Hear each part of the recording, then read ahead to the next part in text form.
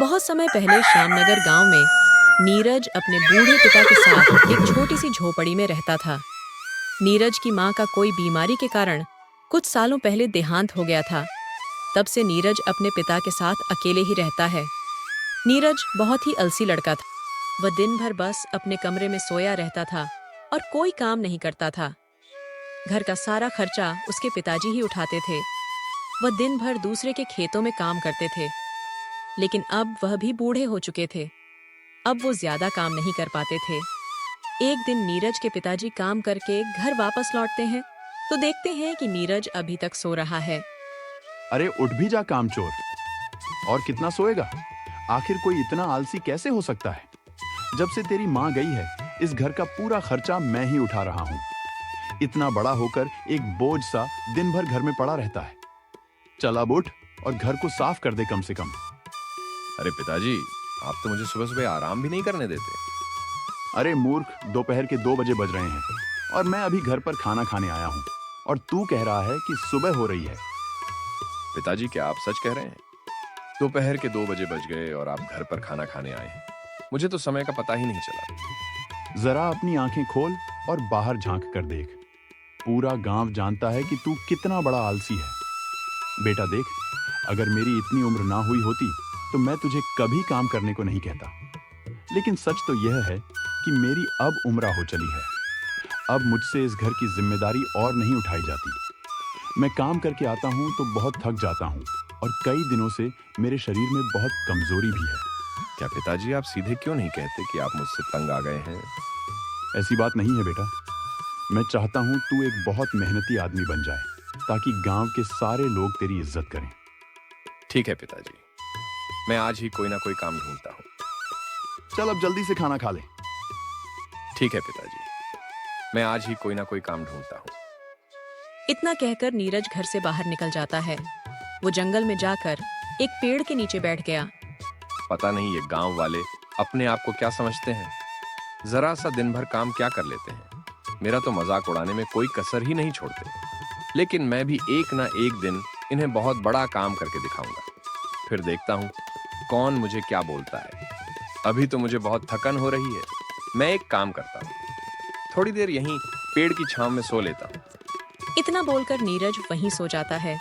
तभी वहां से दूसरे गांव का पंडित गुजर रहा था। क्या मूर्ख इंसान है, काम करने के बजाय यहाँ आराम से सो रहा है। तुझे कोई काम नहीं है क्या? पंडित की बात सुनकर नीरज की आंख खुल जाती है और वह उठकर बोलता है।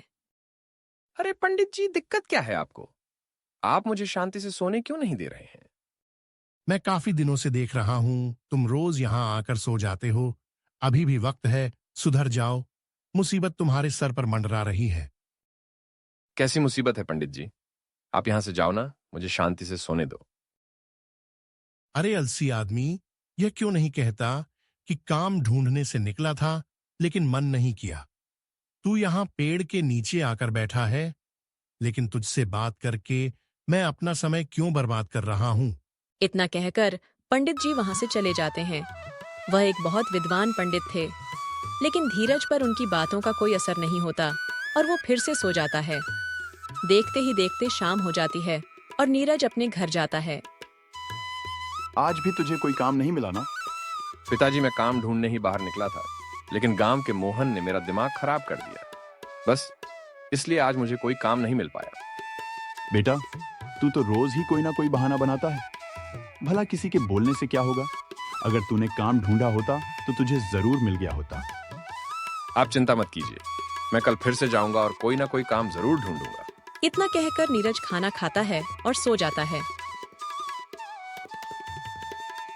अगले दिन सुबह खाना खाकर धीरज काम की तलाश में निकल जाता है और हमेशा की तरह जंगल में जाकर उसके पेड़ के नीचे सो गया जाता है। और हमेशा की तरह जंगल में जाकर उसके पेड़ के नीचे सो गया। उसके पिता ने समझा समझा कर थक चुके थे। अब धीरे धीरे उनकी तबीयत भी खराब होने लगी थी। एक दिन धीरज ने उठकर देखा तो उसके पिता अभी तक सो रहे थे। अरे पिताजी, आप अभी तक सो रहे हैं? आप हमेशा मुझे कहते हैं कि जल्दी उठाओ, और आज आप खुद ही इतनी देर तक सो रहे हैं। आज तो आपने खाना भी नहीं बनाया है। भला मैं खाली पेट काम ढूंढूंगा कैसे? पिताजी उठिए, आप मेरी बात सुन रहे हैं क्या? अरे नीरज बेटा, आज मेरी तबीयत थोड़ी ज्यादा खराब है। तुम एक काम करो, बाहर में कुछ खा पी लेना, क्योंकि बेटा मेरे अंदर तो इतनी ताकत नहीं बची कि मैं आज खाना बना सकूं। पिताजी, आप ऐसा क्यों बोल रहे हैं? आपकी तबीयत ज्यादा खराब है क्या? इतना कहकर नीरज ने अपने पिता के सर पर हाथ फेरा तो पाया कि उनका शरीर बुखार से तप रहा था। पिताजी, आपको बहुत ज्यादा बुखार है। आपका पूरा शरीर जैसे तप रहा हो। बेटा बस मुझे हल्का सा बुखार है, 1 2 दिन में ठीक हो जाऊंगा, तू मेरी चिंता मत कर। नहीं पिताजी, आपको ज्यादा बुखार है। आप मेरे साथ अभी डॉक्टर के पास चलिए। नीरज तुरंत अपने पिता को गांव के ही एक डॉक्टर के पास लेकर जाता है। डॉक्टर राम पुकार का अच्छे से जांच करके नीरज से कहता है, नीरज, तुम्हारे पिताजी की तबीयत बहुत ज्यादा खराब है। उसके लिए तुम्हें 60,000 रुपए जमा करने होंगे अस्पताल में। ठीक है डॉक्टर साहब, आप मुझे कुछ दिनों का वक्त दीजिए, मैं पूरे पैसे जमा कर दूंगा। ठीक है नीरज, मैं तुम्हें तब तक कुछ दवाइयां दे देता हूँ। वह अपने पिताजी को खिला देना, उन्हें कुछ राहत रहेगी। नीरज राम पुकार को लेकर घर वापस आ जाता है, लेकिन अब उसे अपने आलसपन पर बहुत गुस्सा आ रहा था। नीरज आलसी जरूर था, लेकिन वह अपने पिताजी से बहुत प्यार करता था। आज रात का खाना नीरज ने ही बनाया। जो धीरज हर रोज बिना किसी चीज की परवाह किए बिना सोए रहता था, आज उसकी आंखों में नींद नहीं थी। उसे उसके पिताजी की चिंता खाई जा रही थी। यह सब मेरी लापरवाही की वजह से हो रहा है। मां के जाने के बाद काश मैं पिताजी के कंधों पर इतना ज्यादा बोझ ना दिया होता। लेकिन अब मैं क्या करूं? कहां से लाऊं इतने सारे पैसे? अगर पिताजी का ऑपरेशन नहीं हुआ तो मां की तरह वो भी मुझे छोड़कर चले जाएंगे। नहीं नहीं, मैं ऐसा नहीं होने दूंगा। कुछ ना कुछ करके मुझे जल्दी से पूरे पैसे जमा करने ही होंगे। आज रात का खाना नीरज ने ही बनाया। जो धीरज हर रोज बिना किसी चीज की परवाह किए बिना सोए रहता था, आज उसकी आंखों में नींद नहीं थी। उसे उसके पिताजी की चिंता खाई जा रही थी। नीरज रात भर इसी चिंता में डूबा रहा। सुबह होते ही वह गांव के मुखिया के घर गया।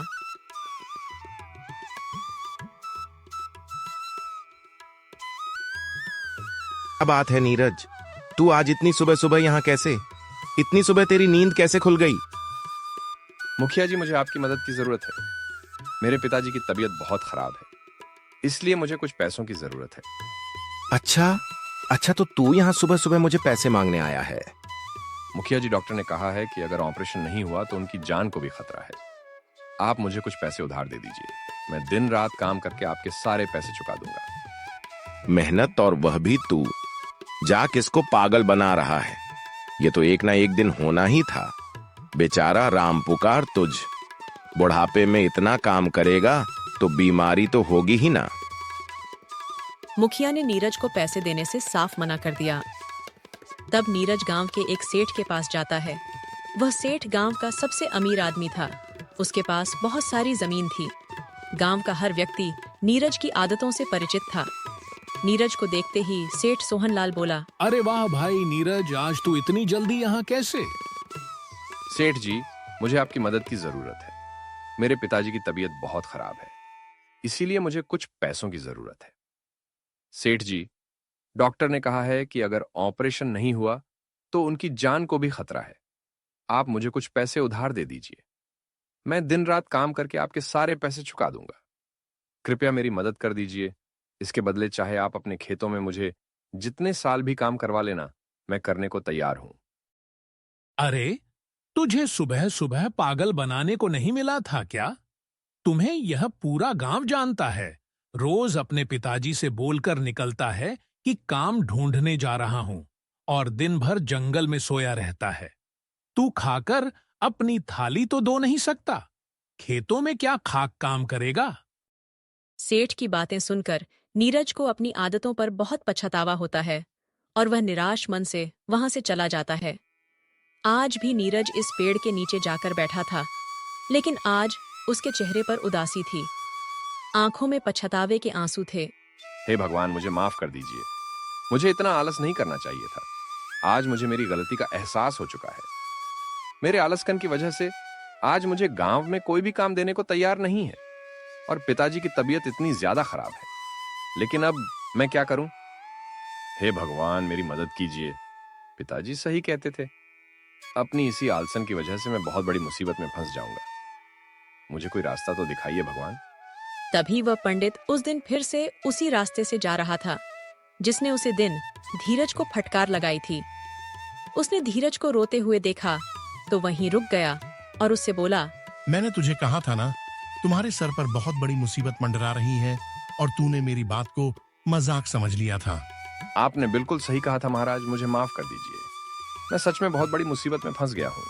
मेरे पिताजी की तबीयत बहुत खराब है और गांव में हर किसी ने मेरी मदद करने से इनकार कर दिया है।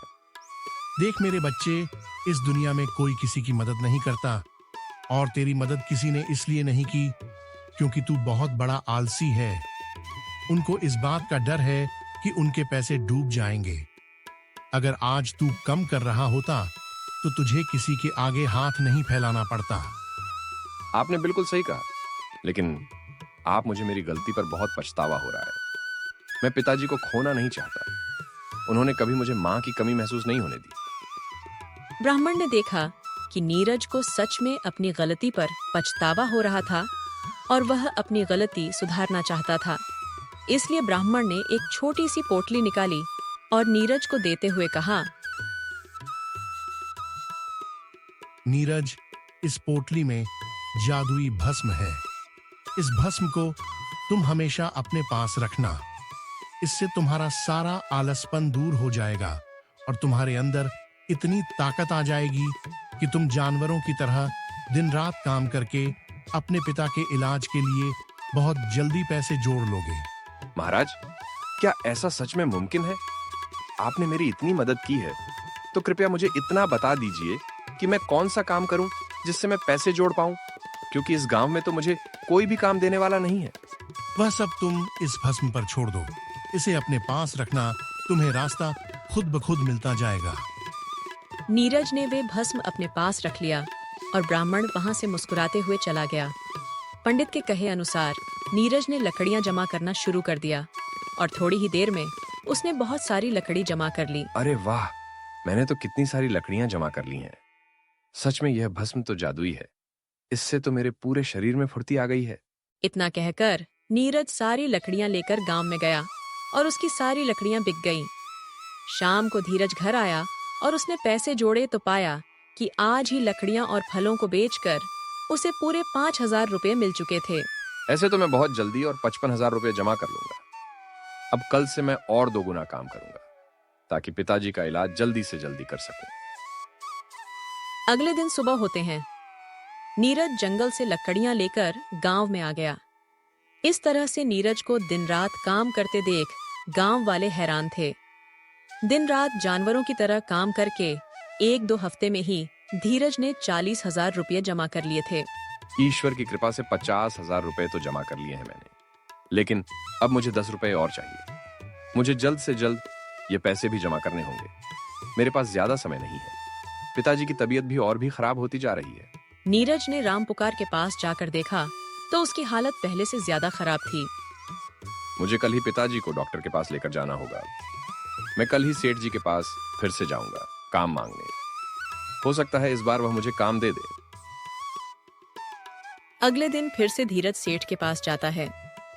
सेठ जी, उस दिन तो आपने मुझे आलसी कहकर भगा दिया था, लेकिन मैंने पूरी मेहनत करके 50,000 रुपये जमा कर लिए हैं। अब सिर्फ 10,000 रुपये घाट रहे हैं मालिक। कृपया मेरे पिताजी के जान के खातिर मुझे काम दे दीजिए। उनकी तबीयत बिगड़ी जा रही है। मैं दिन रात काम करूंगा मालिक, कृपया मुझे कम पर रख लीजिए। अच्छा ठीक है नीरज, मैं तुम्हें पैसे तो दे दूंगा, लेकिन उसके लिए मेरी एक शर्त है।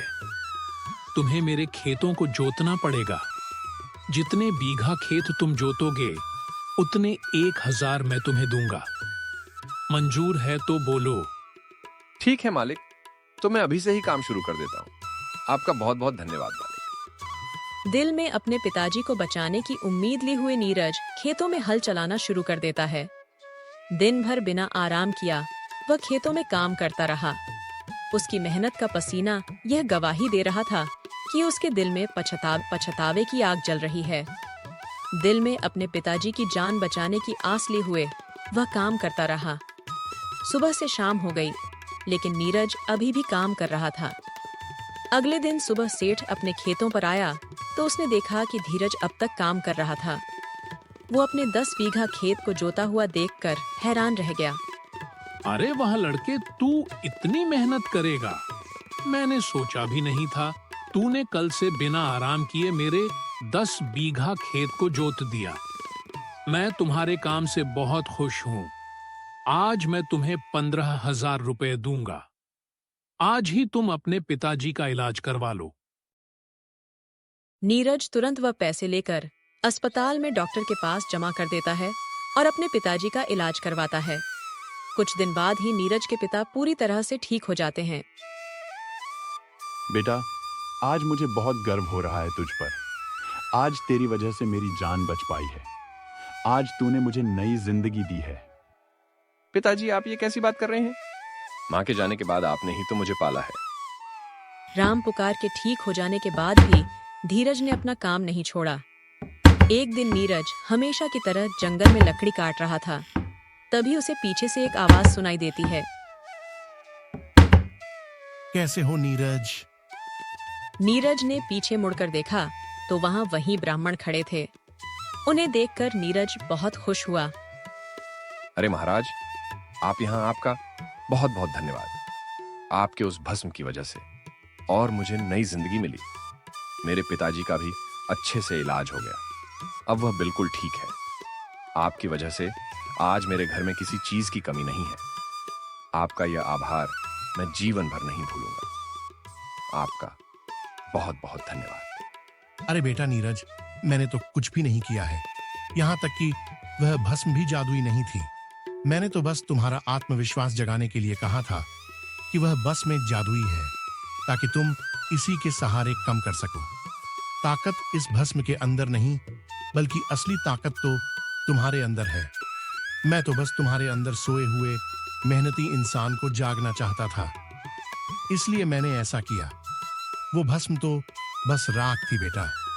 जादू तो तेरे अंदर था, जिस पर तूने कभी विश्वास ही नहीं किया। क्या आप सच बोल रहे हैं पंडित जी? इसका मतलब वो कोई जादुई भस्म नहीं था। नीरज की आंखों में चमक थी पर होठों पर मुस्कान। उसे अब समझ आ गया था कि सच्चा चमत्कार किसी चीज में नहीं, बल्कि इंसान की लगन और आत्मविश्वास में होता है। कहानी अच्छी लगी हो तो हमारे चैनल आर के टूल्स को सब्सक्राइब करें